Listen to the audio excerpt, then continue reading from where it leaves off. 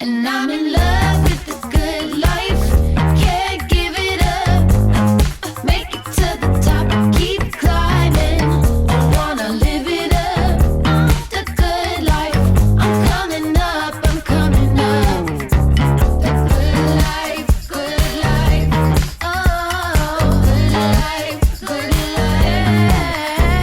Good life. Good life. Boom, coming in hot, Chinchy. What's going on, man? We were waiting for this one. What's up with you? And it seems like you got a nice guest for us today. I do, bro. We've been talking about this. You know, you've been having a little problems For months. For months. Yes. Sean's been having some problems with his pups. We'll get into that. But the guy we're bringing in right now, not only will I say he kind of saved me and Jess's lives and our dogs' lives. Decade ago, you know, when Macey, our big Macey, got mature, we had Bella there for years, and Bella's a beagle, and you know how hard-headed beagles are. And when Macey got mature, she went after Bella and almost killed her. We didn't know what to do. Yes, we did not know what to do. It was a crazy time. Luckily, we found this one company where, even luckier, James was working at the time. He wound up becoming our main guy there, and then again, lucky for us, he wound up going out on his own, starting his own company. And I will say right now, Pawfect Solutions, where James Torres runs and owns, is easily by far the number one place I would recommend anybody in the world to take their dog. I've told people from Connecticut, New Jersey, South Jersey, a lot of people at the network who are having problems. I'm like, if you ever have to do that, you go over there. So not only is James Torres our dog whisperer, he's what I consider a very close friend, and he's been great to us. So let's bring him right now, James Torres, bro. All right. Thanks, James. That means a lot to me, man. That's I'm speechless, to be honest, man. That truly means a lot to me, man. Truly. Oh, well, so, it means a lot to us too. Go ahead, Sean. James, if I, because I was thinking about this too, like, would you, if I bought a pup, would I give the pup to you for like a month, and then you would give it back to me and say, all right, man, this thing sits, rolls over, goes here? For the most part, yeah, pretty much. You know, I just have to wait till they're fully vaccinated, you know, because I have a bunch of dogs here and stuff. But yeah, pretty much we're taking them in around, like, on average, between 3 to 4 months of age. We're taking them in already. Wow. We get acclimated to the house a little bit. We see exactly how the dogs are. We do all the training here, and then we continue to do the training back at the house after, you know, they're done here. Yeah. So, for example, my dad has Cody, that crazy cockapoo, I think, whatever it is. Yeah. And, when we sold his house, he moved into a condo complex, and so all of a sudden, your dog barking in your house is a lot different when there's a bunch of crazy old ladies living around the neighborhood. So they started complaining. James went to the house, looked around, or the condo, figured out what to do. You took Cody. Yeah, I took him for a couple of weeks. Yeah. Yep, and no more barking, man. What actually ended up happening with Cody is I took him for a couple of weeks. I tried to do the reintroduction back into the house. I was like, I still got to do a couple more things. Took him back again, did a little bit more work with him, and then reintroduced him back to the house. Yep, no more barking in the house when my dad's not there. Crazy. Really? Yeah, but Case, we'll talk a little bit more about what James does, but the whole main reason about this was Sean was like is having some problems with this cute little Macey. Coincidentally, same name, Basie. Go ahead. Well, I got James. I got a couple questions, bro. And the fire first away, one, brother. Fire away. Yeah. The first one I have. So we just got these brand new couches. Obviously, she's on it. Macy's on the couch behind me right now. But like this couch, this is like the mayor's office room. It's like my memorabilia room. I don't care. But there's 2 white couches that we have over there. Like, you know, the thing about it is like people come over to hang out. They sit on the couch. You get up. You got freaking dog hair all over your body. You're like, all right. And like even us, like I'll get up and I'll have a black shirt on. Like the other night, went out to a nice dinner and I got my my wife was like, your whole back is covered in dog hair. I'm like, what the? And like, you know, it drives me crazy. So what we're doing now, we just got these couches a few weeks ago. And, you know, before we had these couches, she could stay on the couch, but we're trying to make it so these couches are off limit. So we have this awesome dog bed in the corner, bro. Like, James, you would love it. You could snuggle up. There's a nice couple nice cozy blankets on it. And she loves sitting over there. But like now I come down this morning and she's on the couch and I'm like, Mace, get off the couch, and I'm yelling at her and then she gets off the couch because she sees and I'm upset. But then I'm like, do I start like in my mind, I'm like, what am I doing wrong, dude? Do I give her treats? Do I need to spray her with a hose? Seriously, Well, water bottle. Yeah, I mean, certain of those things, they definitely can work, but ultimately it's what Macy's become accustomed to. Yeah. What she's been accustomed to, example, like where she's at right now, that's what she's used to. She sees the couch, she's going to go plop down on the couch. Right. Yeah. The tricky thing about dogs is that they're opportunistic. All right. There's no rhyme or reason to why they do things. Sometimes they're just a dog's going to be a dog. It's just going to happen. Right. And now being that it's something that she's been accustomed to for so long, the second she gets a chance to do it, doesn't matter what you do when you're there. The second you walk away, she's like, oh, yeah, right. Yeah. Since there's no correction that happens the second that it happened, she then feels that it's okay. Right. Because nobody tells her otherwise. Right. So she's already been there for a while. And then, of course, when you come down and you see her on the couch, you're like, hey, get off the couch. She gets off the couch. Right. But that's all that happens. There's no real like per se consequence to her actually going up on the couch. Right. So I'll use the analogy of like a speeding ticket. So like every dog is a little bit different to what they take to as a correction. Right. Some dogs you can be like, hey, snap your finger and be like, don't do that. And the dogs will be like, oh my God, I'm sorry, I will never do that again. Right. Other dogs, what we consider blockheads, like my old Buddha, like this dog, you can throw a brick at him and he's gonna be like, huh? He's just gonna keep doing what he's doing. Right. So we have to figure out exactly what Macy's sensitivity level is per se. All right. Yeah. Every dog is different as far as to how sensitive they are and how tough they are. All right. Yeah. That's also not going to dictate how submissive or how dominant they are. Right. So what we have to basically do is try to find a way to make that couch when we're not there an unpleasurable experience, so she doesn't want to go on it. Right. But to the point where she doesn't, is it something that you don't want to allow her on that couch at all? Or is it just, yeah, no, I don't want her on that couch. Like, I guess maybe I'm sending the wrong message putting her on this couch, but I don't want her on those couches. And I just off limits, even when you're there with her. Off limits all the time. Yeah, because I don't want her dog hair on there. Dog hair, freaking, she sheds like a. I could tell the types of hairs that she has. They get into you. Oh, it's incredible. They won't come off. Like, you could have 17 lint brushes. They don't work. It's like this freaking hairs. It's immune to lint brushes. Everything. They're like little needles. That's what those types incredible. of hairs. I know it. I with my cane Corso, I used to make sure that I wouldn't go back into my kennel room before I left. Because I would always end up walking out with hair and drool all over me, and I wouldn't even realize it half the time. All right, so I would have to take my precautions. Like, all right, let me make sure I got everything out of here first before I leave, so I don't even get over there, right?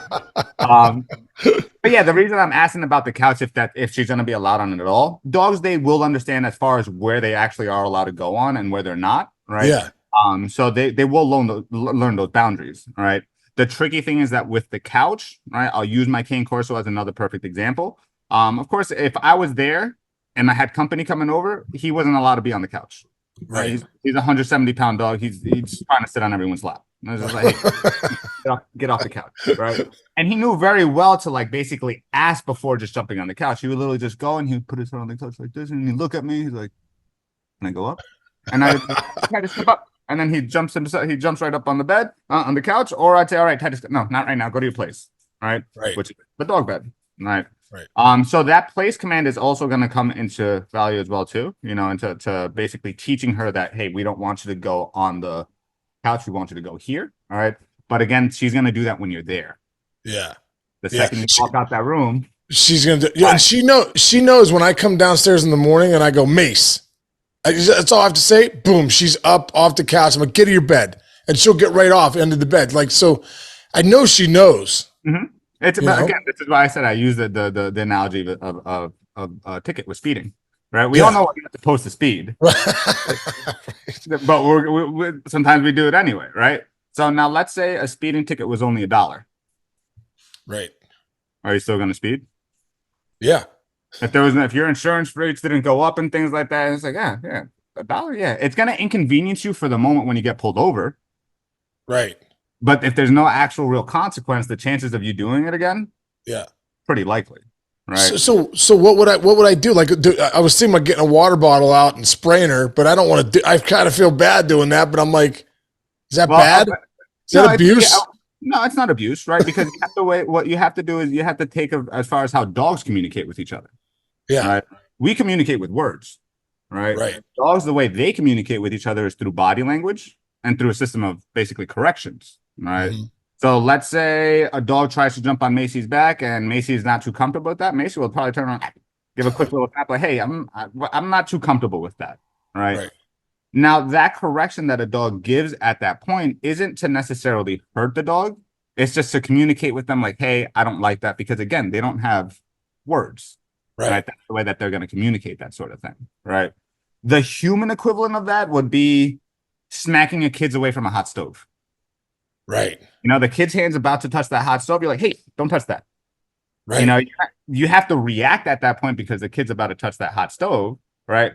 But the energy behind the correction is really what's most important, right? Because I can just very easily say, hey, don't touch that, and say you're going to get hurt. But let's say if I'm like, hey, bud, don't touch the stove, the kid's just going to go, what, this stove? And right on the stove. Let me burn my hand real quick. Exactly. And on the opposite end of the spectrum, if I'm overbearing, if I'm like, you dumb kid, don't touch the stove. Right. The big difference, right? So the energy behind a correction does mean a lot, right? Okay. So whenever we go to correct a dog, we should never be angry when we do it, and we can't feel bad when we do it. We're just doing it because that's what needs to be done, right?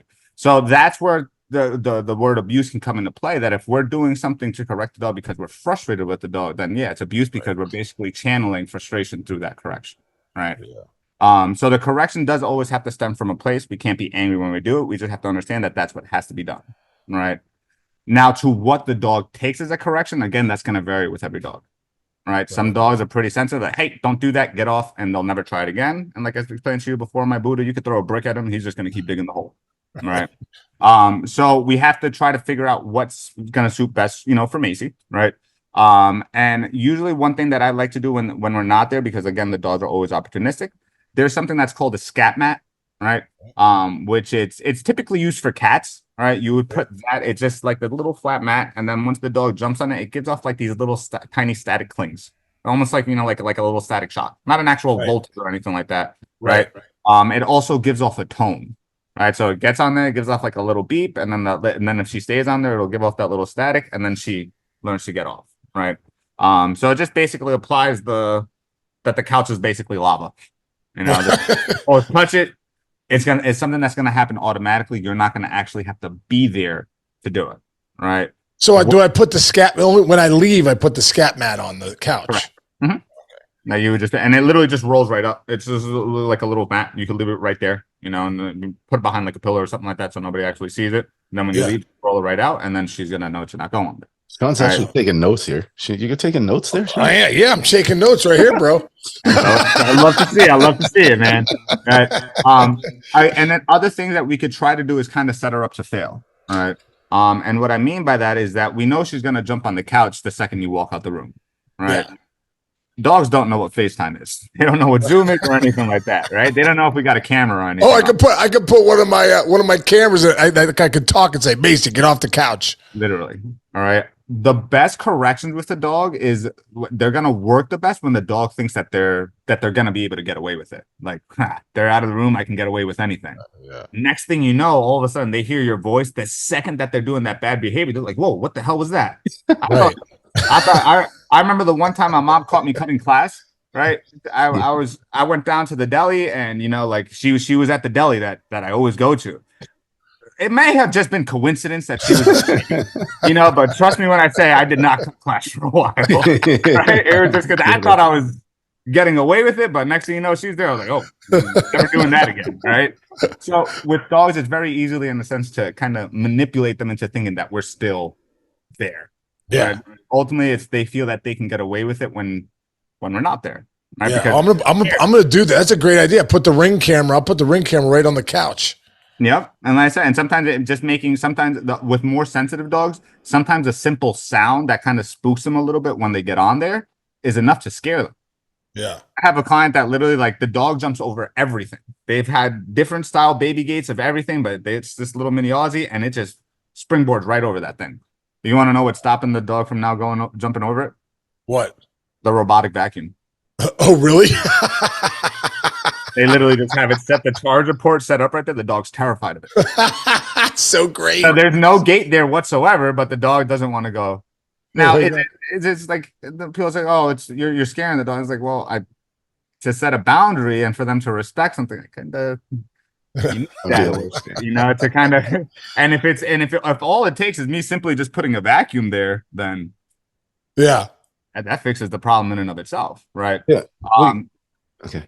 Well, I was going to jump in right there, James, but can you explain kind of your where your techniques, like what you're saying compared to others? Because guys, if you go on his website, just Google, what is it? Pawfect, Pawfect Solutions, and it'll pop right up. But in case you got to go to like his Instagram or whatever, like there are some dogs where you're with them and you're like, hey, baby, baby, baby, baby. And they're like that. And there's other dogs where you can see you're like, hey, like that. And you're handling them differently. Do you have different methods for every dog you train? And what are some of the methods if somebody was getting a dog or had a dog, where you would say, don't go to a trainer that does this, or don't get corrections like that?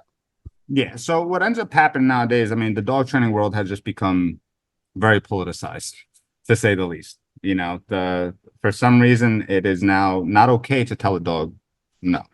Right. It's just, jeez. It's how the world is. You can't tell your kids no either. Exactly. Right. So what every dog is different. All right. The psychology behind it all is all the same. A Chihuahua is going to communicate with a Rottweiler no different than a Rottweiler is going to communicate with a Golden. It's all the same. Right. The psychology behind it is all the same. The thing that we have to deal with is that there's different personality types with dogs. Right. We have different energy levels with dogs. Right. And then we have different sensitivity levels with dogs. Right. And in order to properly train a dog, we have to figure out all those three to figure out what suits that dog best. Right. With a puppy, it's pretty much the same across all of them. A puppy is very food driven. They're very aloof to everything. They're very affectionate. Right. So we can literally, at this day and age, we can train a dog and pretty much get almost everything done without having to correct the dog whatsoever. Right. Everything is just done strictly through food. Right. Because if a dog really wants food and I'm doing the training and everything like that, let's say I try to make a dog how to tell it to sit and it doesn't sit. I just say, no, I just take the food away for a split second. That right there is a punishment, right? Because the dog really wants the food, right? So just that sole act of me saying no, taking the food away, the dog slowly learns, slowly but surely, and starts to make all these connections, right? Yeah. So with puppies, we take a completely different route. When we're just problem solving and the dog is already a little bit more mature, right? They know a couple of things a little bit more. They understand a little bit more. The approach can be a little bit different, a little bit more cut and dry per se, right? So example, like with Macey and Bella back in the day, there was really no teaching that we had to do with Macey and Bella per se. There was fine tuning because they already had a solid foundation with a lot of everything that they knew. We just had to teach them the boundaries like, hey, this is what's expected of you in this certain situation, right? But it wasn't like a blank slate per se, right? The puppy, it's a blank slate, right? So my methodology as far as like what I'm going to do with every dog is going to differentiate a little bit, all right, depending on the personality level of the dog, right? The sensitivity and things of that nature. But at the end of the day, it's the psychology is all the same. I truly consider myself a what you would call a balanced trainer because I'm okay with doing with what's necessary for that dog. Well, James, what about this? Like this morning, I'm walking. This is another thing too. Like I'm walking Macy this morning. We got one yard. We take a pee in then we turn the corner. We take a poop in this other lady's yard. Same yard every day. But I'm coming down today, and there's this two dogs are coming up, and I think they're two golden doodles, and I feel like the bad dog owner. This woman has her two dogs right next to her. They're big dogs too. And they're just like, and you could tell they're like, they're They're just acting cool. Macy's going bananas. She's like, barking at 7:45 in the morning. You know what I mean? Going after the dog. Obviously, have Macy. I'm like, no, Macy, leave it. I guess that's the key word you say nowadays. Leave it. I'm like, leave it. Leave the dogs. Those dogs are just prancing about. They don't even know Macy's there. Macy's going bananas, and I'm like, oh man, I feel like I got to get a hold of myself. Like, how do I get my dogs to act like that? So, what about when you walk the dogs? Like, how do I get my dogs not to my Macy? I mean, I almost choke her. She's like, I'm like choking her. I'm like, quit charging other dogs. So, I mean, first we want to figure out why she's doing it, right? Yeah.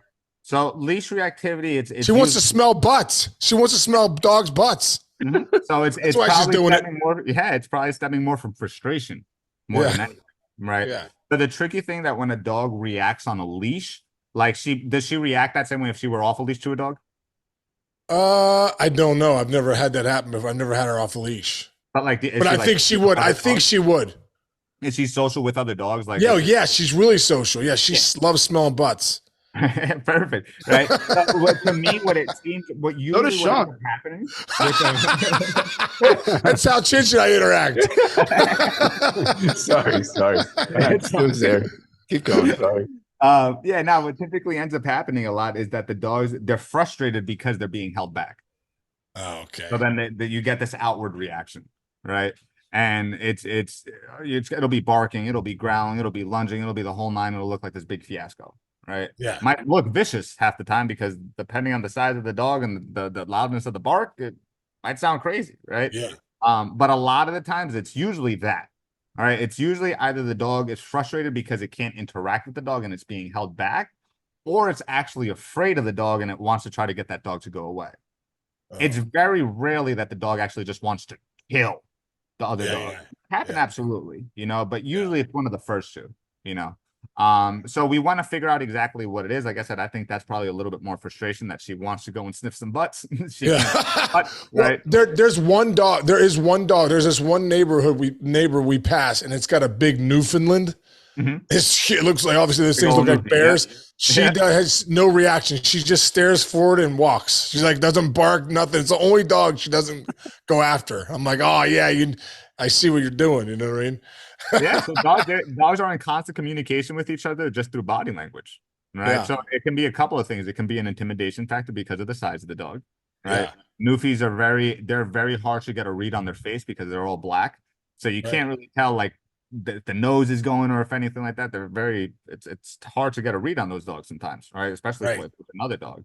So she will definitely react differently to some dogs. Some dogs she will literally just kind of walk right by and act like they're not even there. And there's going to be other dogs that she probably wants to interact with a little bit more. That's when we're getting that sort of reaction from her. Yeah.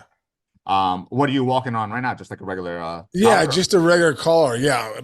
And she only has 3 legs. So I can't really put a harness on her. You know what I mean?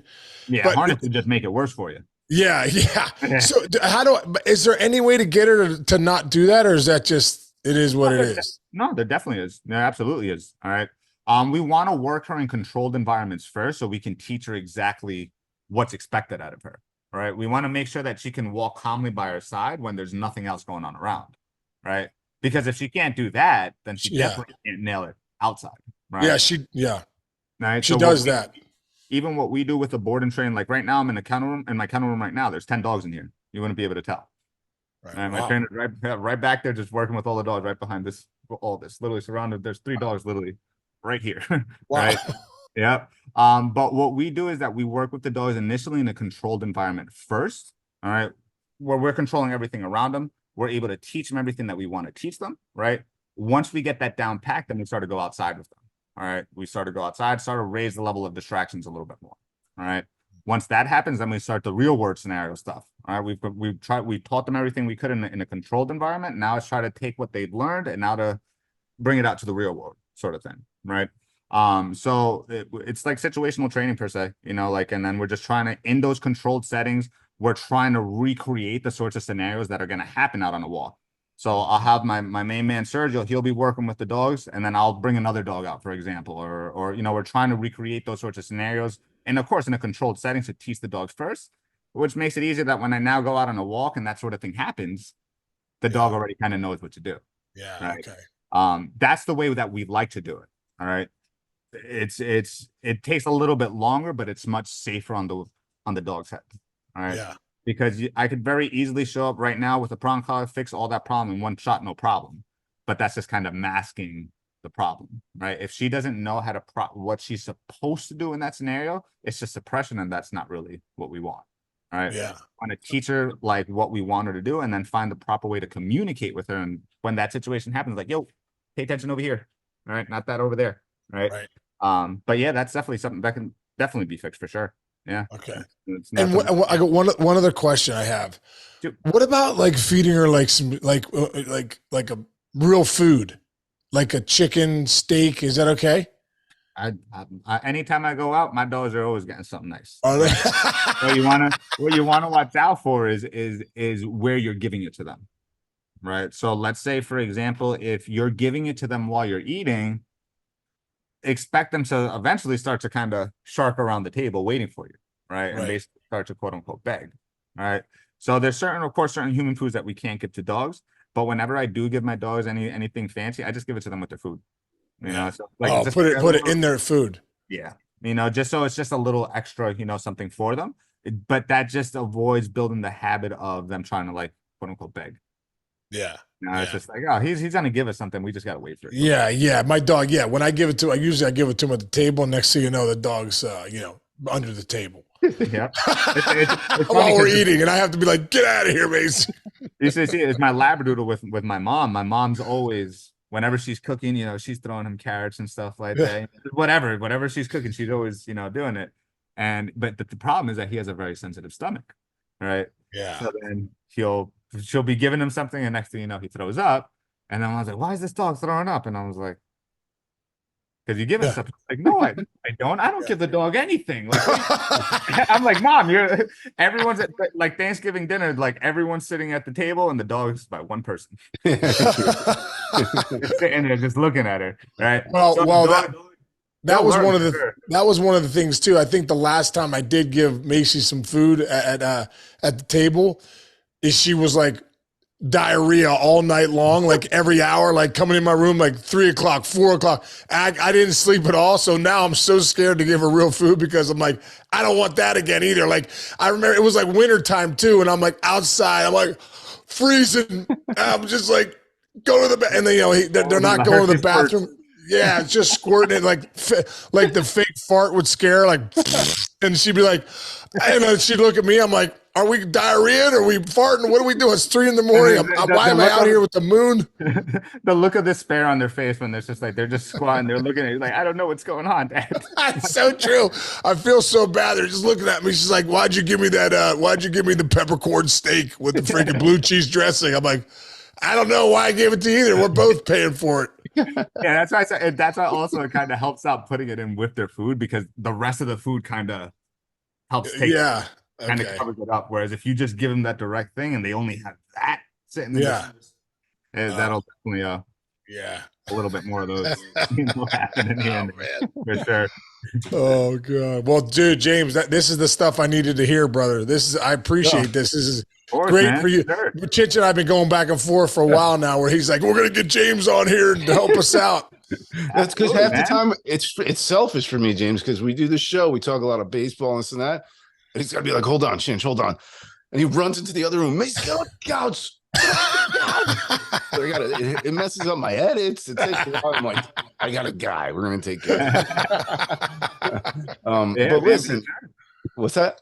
No, I said, yeah, man, I'm here to help. Anyone I can help you out for sure. Yeah, listen, anybody out there who listens to us, not only in the tri-state area, but if you're somewhere, like I'm telling you, like I told Sean, like, next time he comes down here, if Macy's still not doing that, bring her with you and we'll just take her right to James. And then you can pick her up and bring her home to Pittsburgh after.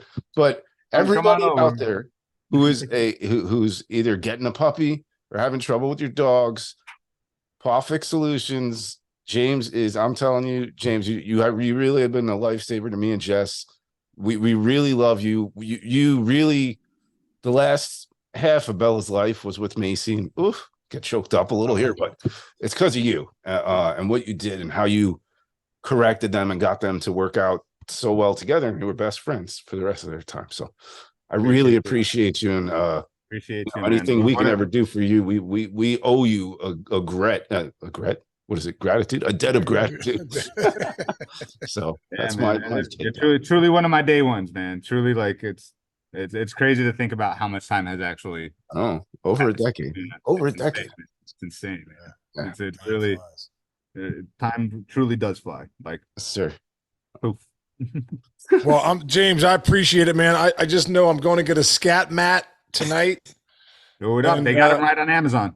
Okay, I'm going to do that literally right They when got we're different done. sizes and everything, different lengths, different widths and everything. You All get right. one with size. All right.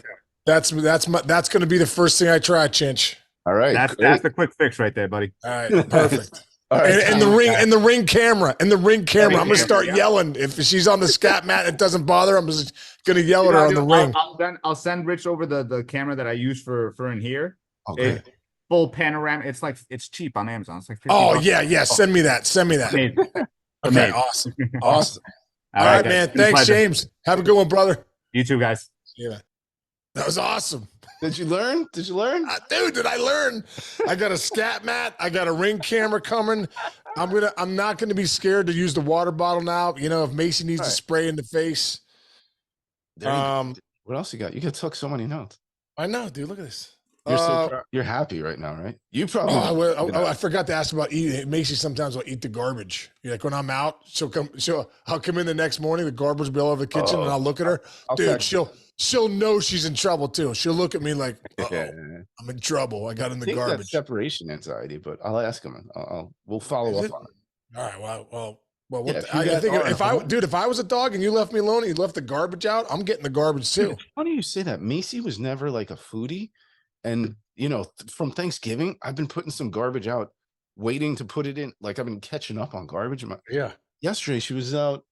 Like if you left a garbage bag out in front of Bella, she would have been inside it and eaten her way out of it. Macy never was like that. I woke out there yesterday and I'm like, oh, what are you dumpster diving for? My Macy starts dumpster diving. I can't. Dumpster diving. I think that's a separation. But anyway, I ask. Anyway, so I hope everybody learned something there. Pretty good stuff. That was great. I learned a ton, dude.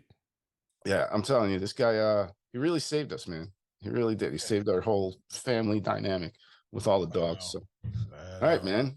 Okay, brother.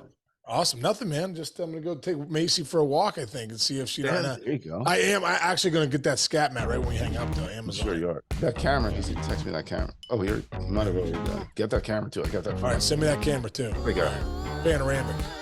All right, bro. All right, bro. Love you, man. Everyone out there, hopefully you learned something today too. If you got dogs, if you don't, hopefully you just had a good time talking about dogs smelling butts and having a good time. So. All right, bro. I love you. I'll see you tomorrow. See everybody tomorrow. Thanks for listening. And I'm